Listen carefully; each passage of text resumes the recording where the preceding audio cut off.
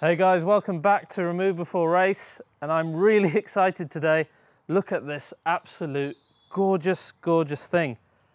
This is the brand new S63 Coupé facelift, and I've been wanting to drive this car since we had a look at it at the Frankfurt Motor Show, and it just looks incredible in its facelift, guys. Now, for our international viewers, just so you understand and you're not confused why I'm not talking about 4MATIC, this is the rear-wheel drive version, which is the only one available in the UK. So this isn't 4MATIC, it's not 4MATIC Plus, doesn't do any of the intelligent stuff that the E63 does, but it does share the same engine, and we'll get onto that. But first, let's talk about this facelift, this design that I'm so excited about, and I want to show you guys, because this is something that was really, really missing out of the previous car. So let's start with the most obvious bit, which is the front end. So the most obvious bit, the Panamericana grille, and I know this splits opinion, but I am all for it, because when you have these crazier AMGs, it's so important that this car differentiates itself from the S560, and it really does with this. It gives it that predator face that Mercedes talk about, that you see on the GTR, and I'm going to show you what this looks like compared to the rest of its family as well. There's a lot of debates about whether the Panamericana grille that came from the GTR should have gone onto everything. And I'm of the opinion it should have. And the reason for that is these cars are now all reaching, I mean, the S-Class is 604 brake horsepower. That's 585. They're so similar to each other. And now there's a dearth in between that can be filled by cars like the 43s and the 53 AMGs. So for these cars, they need to look more extreme. They need to look more like their track pack flagship car. And that's exactly what's happening here. This S-Class, compared to the facelift, is more of an AMG than the other one ever was. And just that grille, just by looking at the car, you get that message straight away. Same with the GLC. It's one of the fastest SUVs in the world. And you know, because of the Panamericana grille on the front, you know that it is linked in DNA to the GTR. That's why I think it works. I'd love to know what you guys think. So obviously you've got the Panamericana grille, and you've got much larger air intakes at the bottom. A face that is much more reminiscent of the GTR, of the GLC 63, of the brand new C63S Coupé as well. So all the family linking up together, really nice. But now you get this aggressive AMG look in an S-Class. And that's what it's all about with this car. It's a duality. And we're going to keep talking about that. This two different personalities of this car merging into one amazing package. So that's the front end. Nothing too much different on the side of the car, but you do get the brand new multi-spoke AMG alloys like you see in the E63S and the GLC 63 and in the AMG GT 4-door. And they're available in silver and in satin black. Now the rear. Now I wax lyrical about the M4 CS's OLED lights, and the S63 Coupé and Cab have that as well. Again, it's these wafer-thin OLEDs, and they look absolutely awesome, especially when they're animating.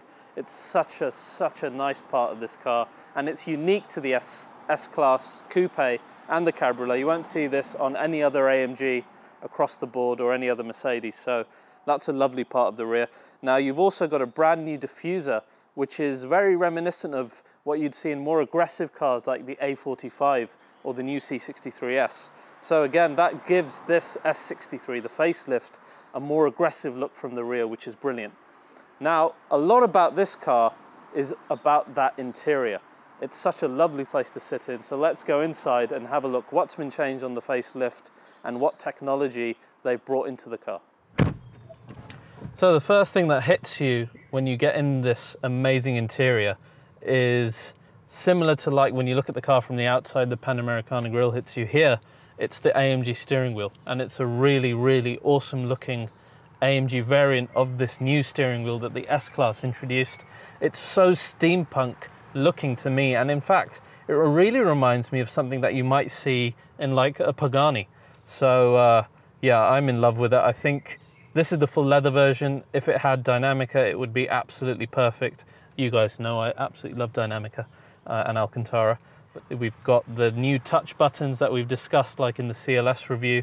And in case you don't know, I'll do a quick overview of that. You've got two touch buttons on this steering wheel, one on the left, one on the right, and it's quite simple. The left one controls the larger command screen on the left here, the right one controls what's directly in front of you. And it's a really intuitive system. I found it to be really safe when you're driving. You don't have to mess around with touchpads and buttons over here. You can do absolutely everything keeping your eyes on the road, which is what it's all about. And when I initially saw it, I thought it would be really complicated to use. They've also added stuff like the driving assistance pack, self-driving stuff, cruise control, distance control as well, all on the steering wheel, but you get used to it and it is intuitive. So don't let this scare you. Now I mentioned the screen. We've got the 12.3-inch screen out of the new E-Class. The S-Class was really missing it. If you sat in an E than sat in the pre-facelift with the larger, thicker borders. Now it's just a nice clean sheet of glass. The new graphics on here are brilliant. So let's start with the seats. The seats are really good. They hug you really well, but these ones, in terms of tech, you've got the dynamic seats, which are in 2 levels. What that means is when you're turning the steering wheel, these part of the seats turn with you. And it's quite a weird feeling, but it's pretty cool when you're driving fast.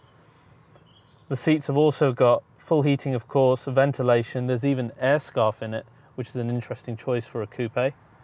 And just like in the E-Class, you've got now 64 different colors to choose in the ambient lighting. And you've also got that multicolor zone, ocean blue, purple sky, all these different setups for color within the car to give it a different mood.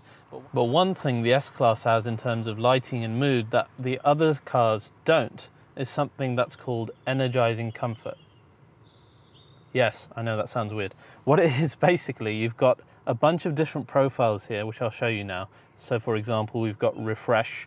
And what it does is it links together stuff like air conditioning, your ambient lighting, massaging of the seats, ventilation of the seats to create a certain mood that it's preset. So for example, we've got refresh here, which is meant to give a light and cool, refreshing breeze to whisk you away to the coast. Oh my God, I mean, this is typical marketing stuff, isn't it? But it does work. It gives you a different feeling in the entire car and the ambience while you're driving. This is like Bruce Wayne, Tony Stark stuff. This is CEO stuff here that people of that level will want to enjoy in a high-end car like this. So there's plenty of storage in the car as well. You've got cup holders here, storage in there as well. Hidden compartment here. Sunglasses compartment up there. Glove box. Extremely large one here. Oh, and also inside here, and you've got the wireless charging area for smartphones which are compatible. Now, this being an AMG has got something called AMG Track Pace, and that is specific to only new AMG cars. And what that basically is, it gives you a load of professional options for someone who's tracking the car or doing stuff like drag races. And it can set it to specific tracks around the world, like the Hockenheimring, the Nürburgring, etc. So if you're serious about tracking a car like this, which I doubt anyone is, then that option is available to you in even the S63, which is cool. Now, just a general note about the interior. I absolutely love the S Coupe interior, and of course in AMG form it's brilliant, but just generally when you have this curvaceous wood flowing around the front part of the dashboard, and the way it all melds together, and the gaps between the door and the panels are so small. That is something that you don't see often in cars, and it's great to see this unity between the door and the dash. Now, not a lot has been changed in the facelift, and this is something that I feel has hurt the saloon a lot more than it has the coupe. The coupe is already gorgeous, but the saloon, in my opinion, they didn't do enough to change it. Just the steering wheel wasn't enough. And in fact, even in this car, just to have the newer vents like you have in the E-Coupe or the CLS or the AMG GT 4-door would have been nice. This is looking quite dated, but that's the only criticism I can put to this interior. Otherwise, it's just one of the best places to sit in. Now, in terms of the rear, let's just wait for the seat to go. Now, that's my driving position, and I'm 5'10", and I've said I've got loads of headroom here actually, which is quite good. It's really comfortable, so I think you can get 2 adults or 2 big children in here quite easily. I can imagine you doing a lot of miles in this car. The seats are a lot more comfortable than, say, something like the C Coupe or indeed the E Coupe as well. They're very well padded and they hug you a lot like the seats in the front, which is great. Now, one thing before we set off for the drive, I need to show you the biggest and most significant change about this particular car, and that is the engine. So this is not the old 5.5 litre that was in the old S63. This is the brand new 4 litre V8 bi-turbo, as you would have seen in the C63S, the E63S, which you guys absolutely love, following our videos on that, and of course the AMG GT and GTR as well. So this is the big game changer for this car, and this is what we're going to discuss now on the drive, why it makes this so much better than, say, the S560 or the predecessor S63 Coupé. But before we shoot off, I want you to see what this car sounds like when it starts up. So let me show you what this sounds like on startup, because that is so key with any AMG, and the S-Class is no exception to that rule. So if we stick it into Sport Plus. Now, one difference with this car, which is similar to the E-Class, is that if you have the car in Comfort, it will give you a different startup. If you have the car in Sport Plus, it will give you a different sounding one. And that's the way the software has been managed, which is nice because you get different character depending what mode you're in. What I'm going to do is first show you the Comfort one. And one point to note as well, the new exhaust system inside these cars is again like the C63S or the E63, where you've actually got an exhaust button over here. So exhaust on or else, guys. And you can set that with the valves open or closed depending on your mood. So it's nice to have that here if you want more sound or less. So let's start with Comfort.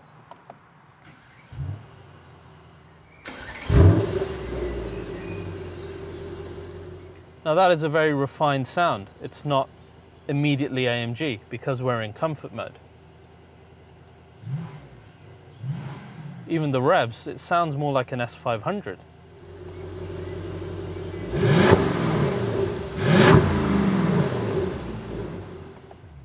But now let me show you Sport Plus.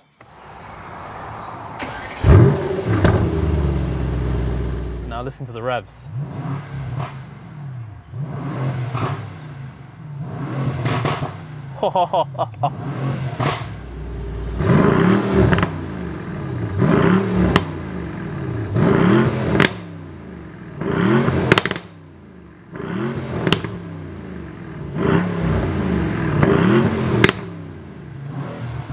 That is an S-Class making that noise. That's never going to get old. Right, enough hooliganism. Is that even a word? Let's get this review started and let's talk about how good this 4 litre engine is in the S-Class.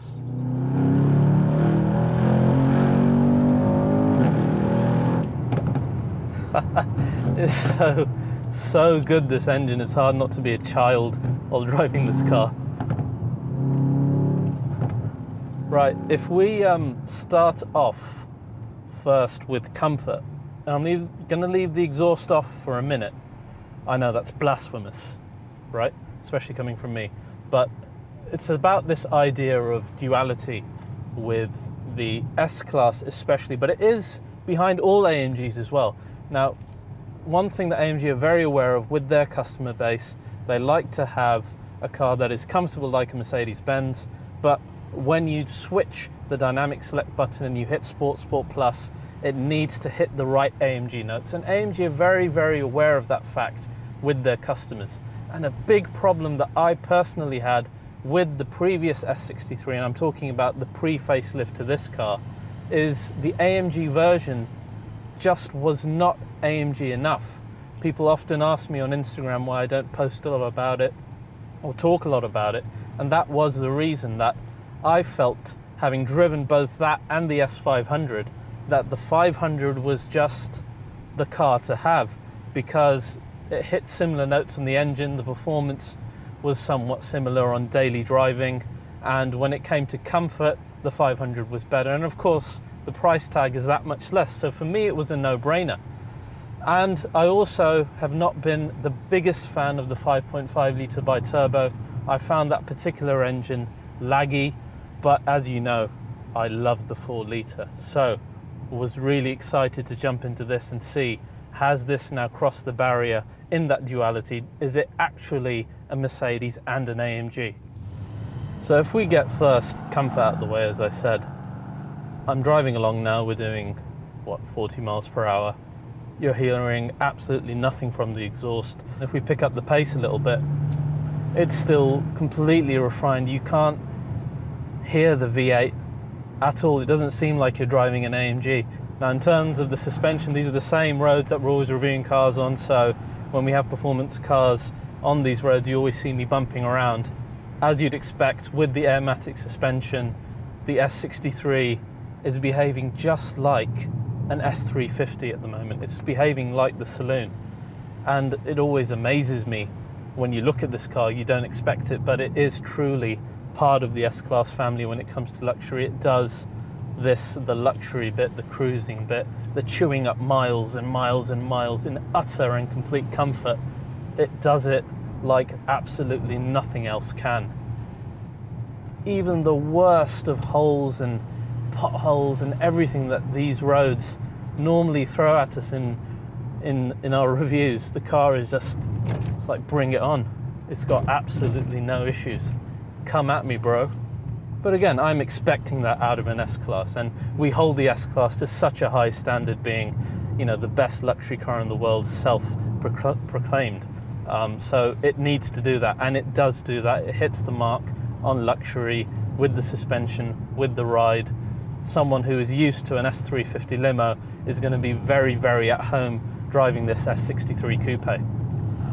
This facelift also benefits from the new 9-speed, so in terms of comfort, that's another good point. It just goes through the gears really smoothly.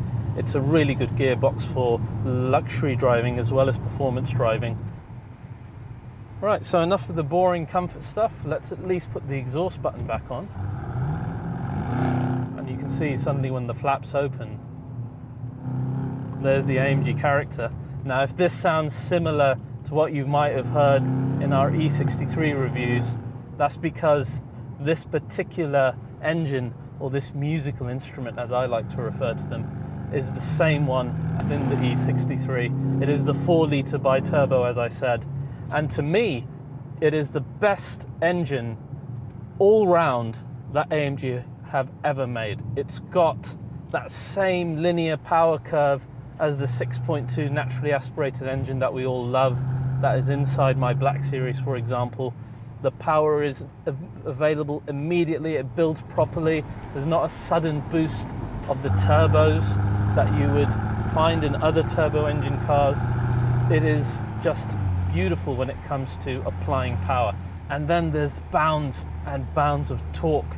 Now, this particular car has 604 brake horsepower, very close to the E63 612, and it's also got 900 Newton meters of torque. So you've got that much more torque. The fuel consumption is also a lot better.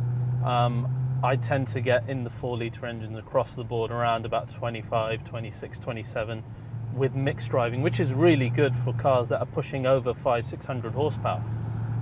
This engine also brings across the cylinder deactivation in comfort mode. What that means is it can switch from the V8 to just 4 cylinders when the car thinks it's economical to do so, and it's done in a way that you can't even notice other than seeing these icons in the front dash. Of course, this helps with fuel saving. Now, when it comes to the other side of the coin, this Jekyll and Hyde scenario, and we switch the car into Sport Plus, suddenly, listen to that.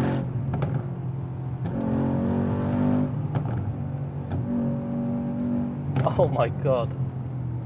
It turns into something completely different. It's suddenly a full-on AMG, and this is what the pre-facelift doesn't do. It doesn't have this characterful soundtrack that this car does.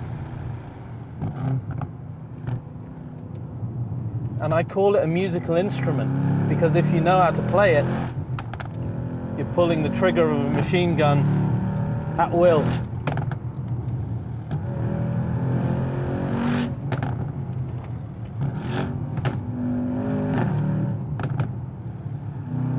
Now, those of you who've watched the E63 reviews, the sound of this engine will be really familiar. This particular one is closest related to that car, to the E63, and it's got such a wonderful soundtrack, and the way it plays is the same as the E63. In the lower revs, there's not as much sound, but there is a wonderful vibration of the V8 engine, and then when you pass that 4,000 RPM, then it starts to scream, and as soon as you let off the throttle, bang, bang, bang. It is so addictive. And it never feels like the car is underpowered. That 604 horsepower does come through despite the weight of the car. 0 to 60 is said to be 4.2 seconds. As you know, launch is a lot easier in AMGs now, so if we just put it in Sport Plus. Oh my God.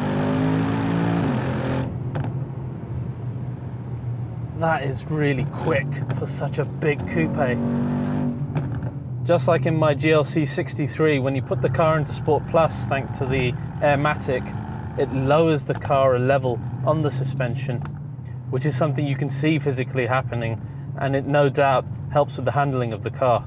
So part of the reason why the car is so comfortable in comfort mode is that technology that Mercedes calls magic body control. And what it is, it's predicting the structure of the road ahead in order to provide and predict the best type of suspension setup for when the car reaches that. But this also benefits the car when it comes to performance driving, because then the Airmatic suspension becomes more dynamic, and you start getting a turn in like when a motorcycle hits a corner and starts to lean. That's what the S Coupe is actually doing on corners, and you feel it as a driver when you've got this big car.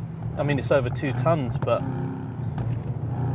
and then you start to feel the S-Class turning like a motorcycle, and it's such a bizarre feeling. But it helps you keep this 2-ton car gliding through the corners when you don't think that it would, given its size and weight. The steering for such a large car, you just know where the wheels are, and it's always so nice not to have that faded feeling. Just can't get my head around how well this car can handle given its size. You guys need to try one of these. It'll just rearrange your senses. Now, by no means am I saying that this is a sports car. It's not meant to be. It is, of course, a luxury Grand Tourer. But what the previous car was missing in drama, this car has got. And then you pair it with the great 9-speed, that magic body control, and suddenly you've got a car that you can have such fun with. I love how this gearbox just shifts when I want it to.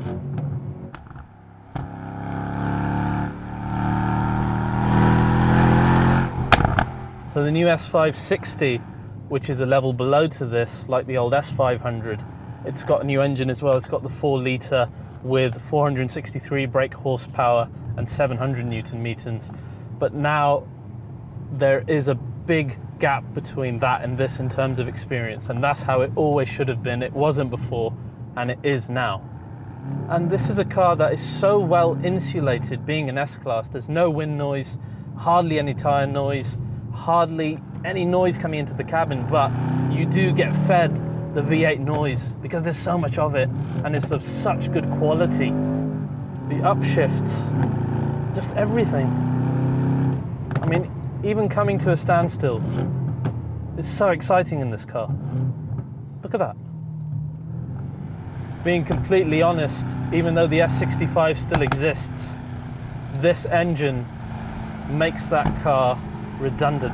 Unless you really love V12s, or you want to take the chance of maybe getting a Michael Kubler engine in your car, which will still be a rare sight even in a V12.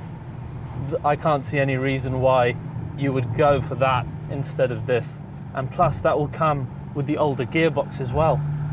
So in conclusion, I really love this car, especially as an AMG addict. Now this is something I would pine after, whereas the previous car I didn't.